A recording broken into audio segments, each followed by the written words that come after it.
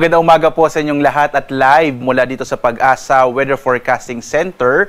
Narito na ang lagay ng ating panahon ngayong unang araw sa buwan ng Disyembre, ngayong araw ng Lunes. Sa ating latest satellite images, makikita po natin, patuloy pa rin, narito pa rin yung bagyong tinawag nating Berbena o si Tropical Storm Koto na huli nating namataan na sa 480 kilometers northwest ng Pag-asa Island. Pero hindi naman ito nakaka-apekto pa sa anumang bahagi ng ating bansa.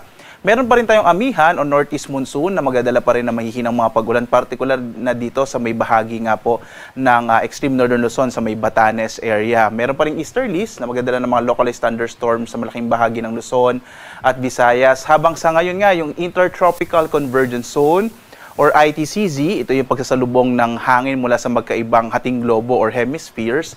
Ito yung magdadala ng mga pag-ulan naman sa silangang bahagi ng Visayas at ng Mindanao. Kaya ngayong araw po, posibleng ang mga pag-ulan mula mahina hanggang sa katamtamang mga pag-ulat, kahit kalat na mga pagkilat pagkulog sa eastern section ng Visayas at dito sa may Caraga at Davao Region. Samantala, meron po tayong minomonitor ngayon. Ito po yung cloud cluster dito sa may bahagi. Silangang bahagi ito ng Philippine Area of Responsibility. Base sa ating mga pinakahuling datos, may posibilidad na itong cloud cluster pa po ito sa ngayon ay posibleng maging low pressure area sa mga susunod na araw at papasok ng Philippine Area of Responsibility. Lalo't nga ngayong buwan ng Disyembre, 1 hanggang 2 bagyo ang inaasahan nating maaring mabuo or papasok ng Philippine Area of Responsibility. Kaya tumutok po sa mga update ng Pag-asa para dito sa minomonitor natin na cloud cluster na nasa labas pa ng PAR. Ngayong araw nga dito sa Luzon, inaasahan po natin na posibleng mga mahihinang pag-ulan sa may bahagi ng Batanes dulot ng hanging amihan, habang ang malaking bahagi ng Luzon makararanas ng mainit maliwalas sa panahon sa araw na ito, lalo na sa umaga hanggang sa tanghali. May mga posibilidad pa rin ng mga localized thunderstorms sa hapon hanggang sa gabi. Dulot nga po yan ng mga thunderstorms at ng easterlies o yung hangin nagmumula sa Karagatang Pasipiko. Agwat ng temperatura sa lawag nasa 24 to 32 degrees Celsius. Sa Baguio naman, 17 to 24 degrees Celsius. Sa Tuguegarao, nasa 24 to 33 degrees Celsius. Habang sa Metro Manila, 24 to 32 degrees Celsius. Sa Tagaytay, 22 to 30 degrees Celsius. Sa Legazpi, nasa 24 to 32 degrees Celsius. Sa bahagi naman ng Palawan, inaasahan din natin ang mga localized thunderstorms sa hapon hanggang sa gabi. Agwat ang temperatura sa Calayan Islands, 25 to 32 degrees Celsius. Dito sa may Puerto Princesa, 25 to 32 degrees Celsius. Samantala, malaki ang posibilidad ng mga pag-ulan sa may bahagi ng Eastern Visayas, dulot ito ng Intertropical Convergence Zone or ITCZ. Habang nalalabing bahagi ng Kabisayaan, makararanas naman ng mga localized thunderstorms sa hapon hanggang sa gabi.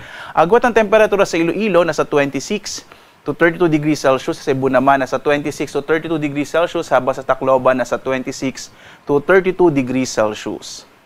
Sa Caraga at Davao Region, inaasahan din natin ang mga pag-ulan sa araw na ito. Dulot ito ng Intertropical Convergence Zone or ITCZ, habang nalalabing bahagi ng Mindanao makararanas ng bahagyang maulap hanggang sa maulap na kalangitan na may mga pulupulong pag-ulan, pagkilat, pagkulog. Agwat ang temperatura sa Zamboanga, nasa 25 to 34 degrees Celsius. Sa Cagayan de Oro naman, 26 to 31 degrees Celsius. Habang sa Davao, nasa 26 to 32 degrees Celsius.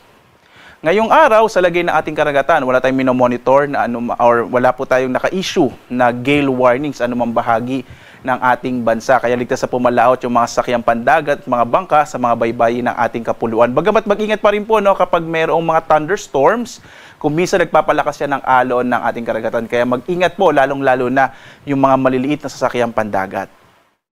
Narito naman yung ating inaasahang magiging lagay ng panahon para sa linggong ito. Makikita po natin by tomorrow, malaking bahagi na ng Mindanao ang makararanas ng mga pag-ulan dulot ng Intertropical Convergence Zone ITCZ. Bagyang mahina pa rin yung amihan. Pero pagdating po ng araw ng Miyerkules hanggang Huwebes at Biyernes, muling lalakas itong hanging amihan at magdadala ng maulap na kalangitan na may mga pag-ulan sa malaking bahagi po ng Luzon, lalong-lalo na yung Northern Luzon. Samantala, inaasahan natin na yung cloud cluster may posibilidad nga ito na maging low pressure area at posible po yung trough o mga kaulapan na dala nito ay maaari din magdala ng mga pag-ulan, partikular na sa malaking bahagi ng silangang bahagi ng Visayas, maging Southern Luzon, yan po yung Bicol region, at ilang bahagi ng Mindanao. Yan po ay posibleng maranasan pagdating ng araw ng Huwebes hanggang Biyernes. Kaya po patuloy nating i-monitor itong cloud clusters na nasa labas pa ng Philippine Area of Responsibility. At ngayong buwan nga po ng Disyembre, inaasahan natin, no, kadalasan po yung mga bagyo ay tumatama naman or dumadaan dito sa may Visayas hanggang dito sa may hilagang bahagi ng Mindanao, or minsan po ito ay nagre-recurve, no, or di na tumatama sa ating bansa.